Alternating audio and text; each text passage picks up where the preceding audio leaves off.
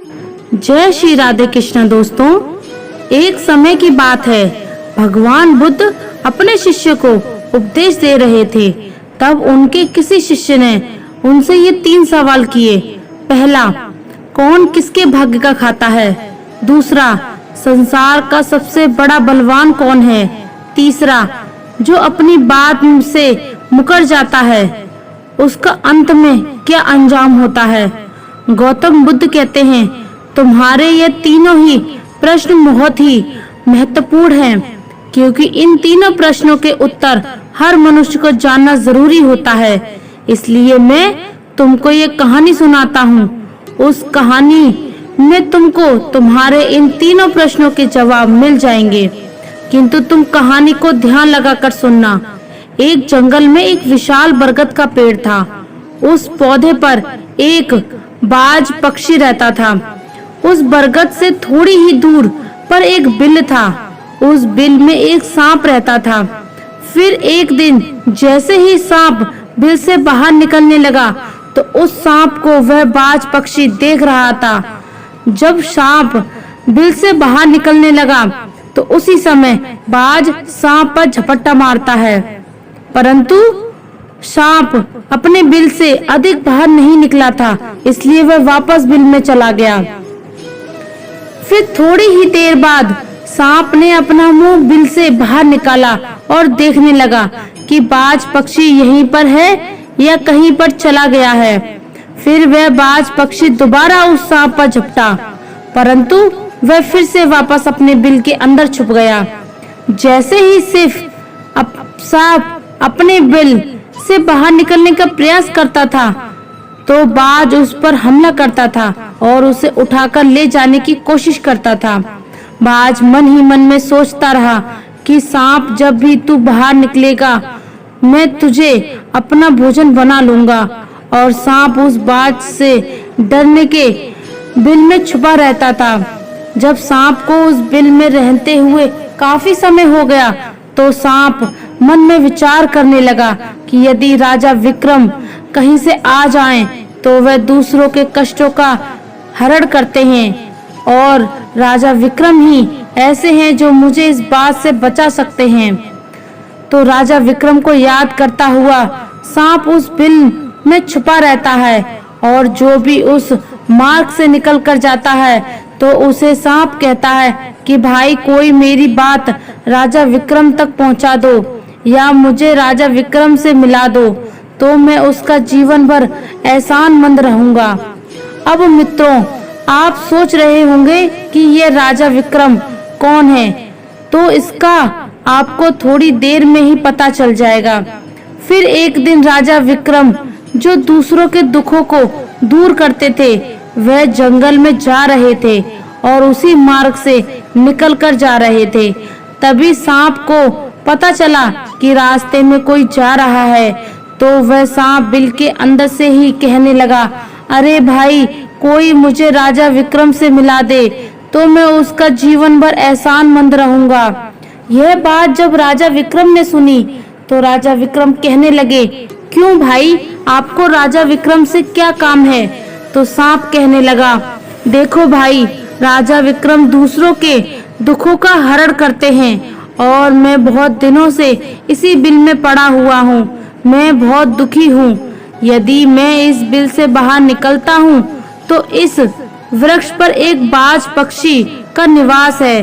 वह बाज मुझ पर उसी समय हमला कर देता है, इसलिए मैं इस बिल से बाहर नहीं निकल सकता हूँ और ना ही मुझे कुछ खाने को मिलता है। ऐसे में ही इस बिल में पड़ा हुआ हूँ, ऐसे ही अपना जीवन व्यतीत कर रहा हूँ। अब क्या करूँ, मेरी कुछ भी समझ में नहीं आ रहा है। कृपया आप मेरी बात राजा विक्रम तक पहुँचा दीजिए। राजा विक्रम कहने लगे कि हे सांपराज, मैं ही राजा विक्रम हूँ, बताओ तुम्हारे कष्ट का निवारण कैसे करूँ? तो सांप कहने लगा, हे महाराज, जैसा आपको उचित लगे ऐसा ही कीजिए, लेकिन मेरा बात से पीछा छुड़ा दीजिए, नहीं तो एक दिन मुझे मार डालेगा। राजा विक्रम कहते हैं कि हे सांप, राजा तुम कहो तो मैं तुम्हें इस वन में कहीं दूर छोड़ दूं। सांप कहने लगा, महाराज जब आप मुझे दूर छोड़ने जाओगे तो यह बाज हमें देख लेगा और यह वहीं पर जाकर फिर से बैठ जाएगा और मौका मिलते ही यह मुझे मार डालेगा। हे राजन, आप मुझे कुछ समय के लिए आपके अंदर में बैठा लीजिए। आप पेट में बैठने के लिए मुझे स्थान दे दीजिए। जब इस बाज को पता ही नहीं चलेगा कि सांप कहाँ गया और मैं तुम्हारे साथ इस वन से बहुत दूर चला जाऊंगा और आगे जाने के बाद मैं तुम्हारे पेट से बाहर आ जाऊंगा। राजा विक्रम कहने लगे, ठीक है सांप, आइए आप मेरे पेट में प्रवेश कर जाइए। राजा विक्रम अपना मुंह खोल लेते हैं और वह सांप राजा विक्रम के पेट में प्रवेश कर जाता है और राजा विक्रम के पेट में जाकर के बैठ जाता है। जब राजा विक्रम वन में आगे गए और आगे काफी दूर पहुंचने के बाद उस सांप से कहने लगे कि हे नागराज, अब आप मेरे पेट से बाहर आ जाइए। अब यह सुनसान वन है, इसमें कोई बाज आपको परेशान नहीं करेगा। यह बात सुनकर नागराज कहने लगा कि नहीं महाराज, अब मैं आपके पेट से बाहर निकलने वाला नहीं हूँ।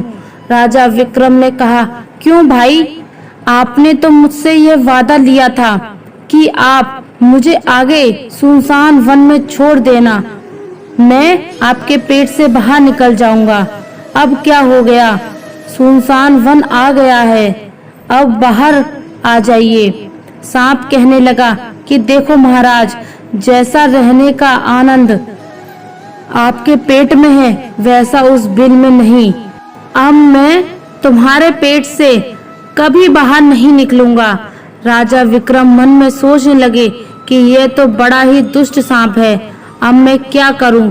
और उसके जहर के प्रभाव से महाराज विक्रम का पूरा शरीर जहर के कारण नीला होने लगा। महाराज विक्रम के शरीर से कोढ़ निकल आया। राजा विक्रम मन में सोचने लगे कि अब मैं यदि राजधानी को वापस जाऊंगा तो यह अभी संभव नहीं है, क्योंकि मैं इस वक्त कोढ़ी हो गया हूँ और मुझे इसी वन में रहकर इस नागराज से भी छुटकारा पाना है।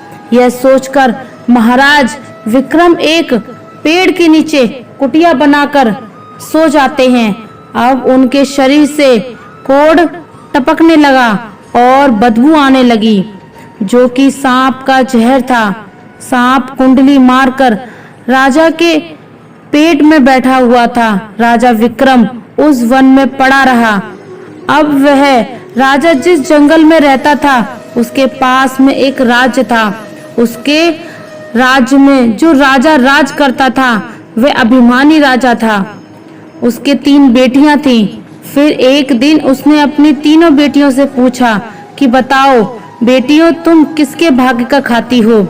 फिर उनमें से 2 बेटियां जो राजा के डर से कहती थीं कि पिताजी, हम तो आपके भाग्य का खाते हैं, परंतु उनमें से राजा की एक सुमति नाम की बेटी थी। वह अपने पिता से कहती थी कि नहीं पिताजी, मैं किसी के भाग्य का नहीं खाती हूँ, मैं तो केवल अपने ही भाग्य का खाती हूँ।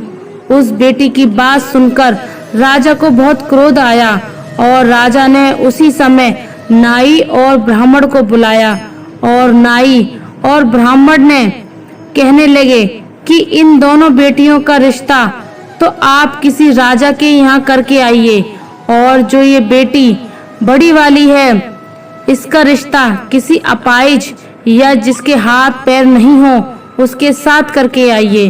फिर राजा का आदेश मिलते ही नाई और ब्राह्मण उन तीनों बहनों का रिश्ता करने के लिए चल देते हैं।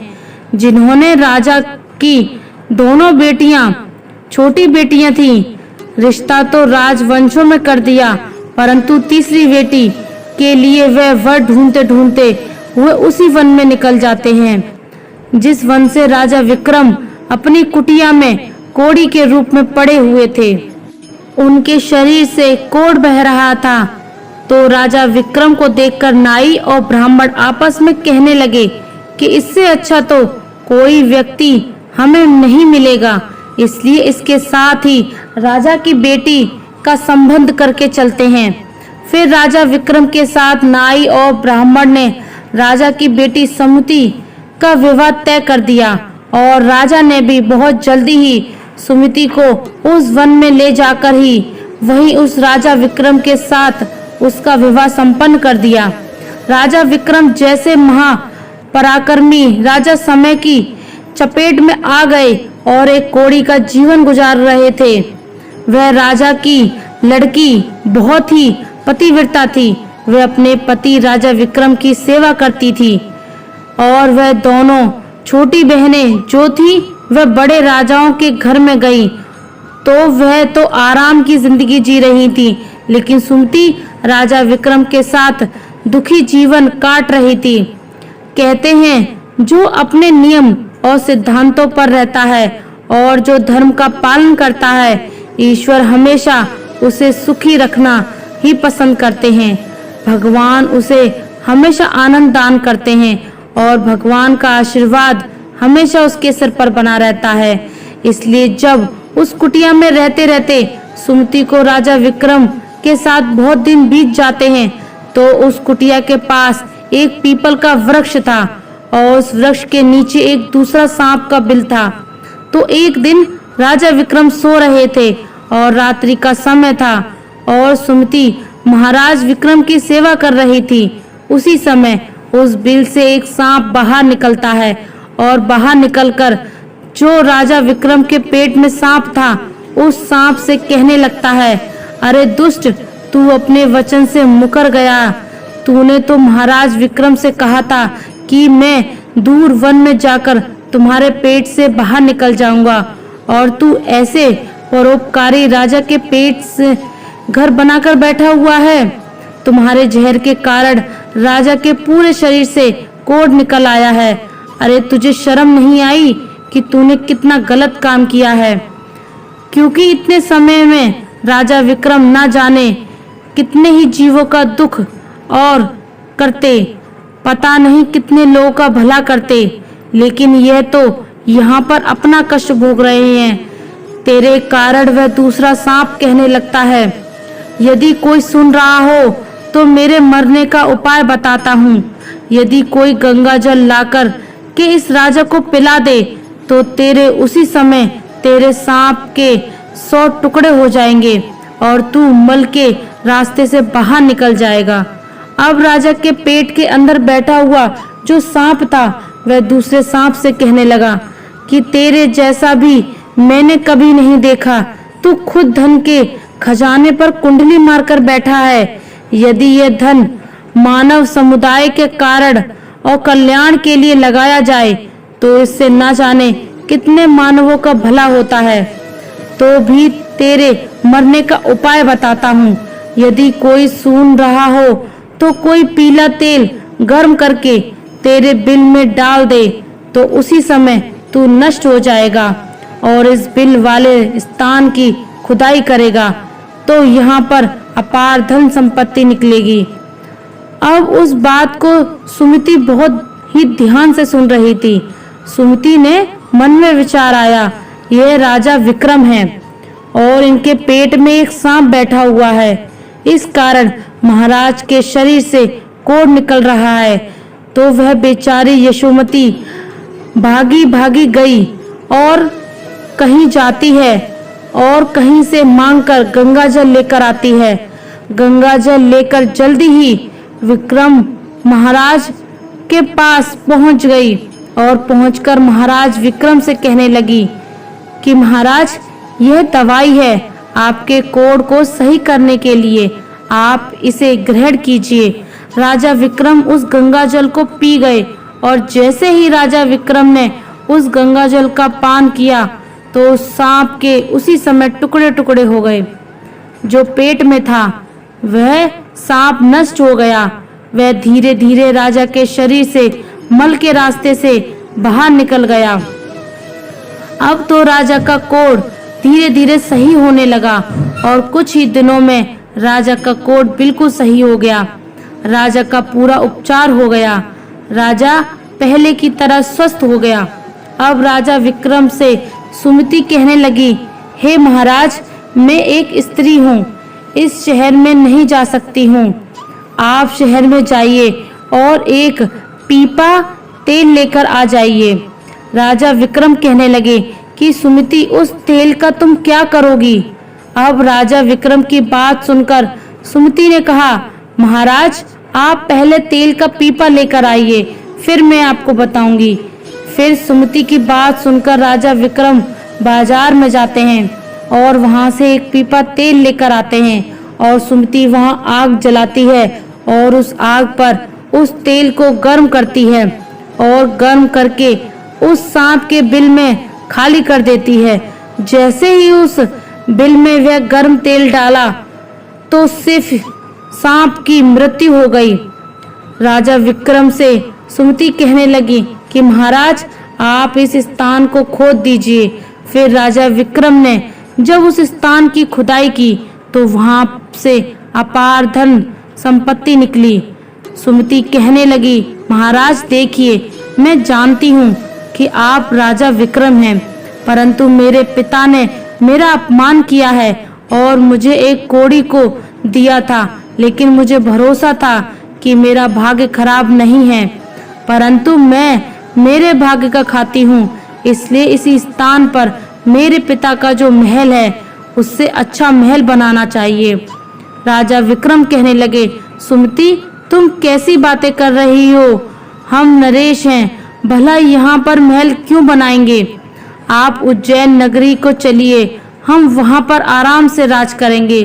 परंतु राजा विक्रम ने के कहने पर भी सुमति नहीं मानी।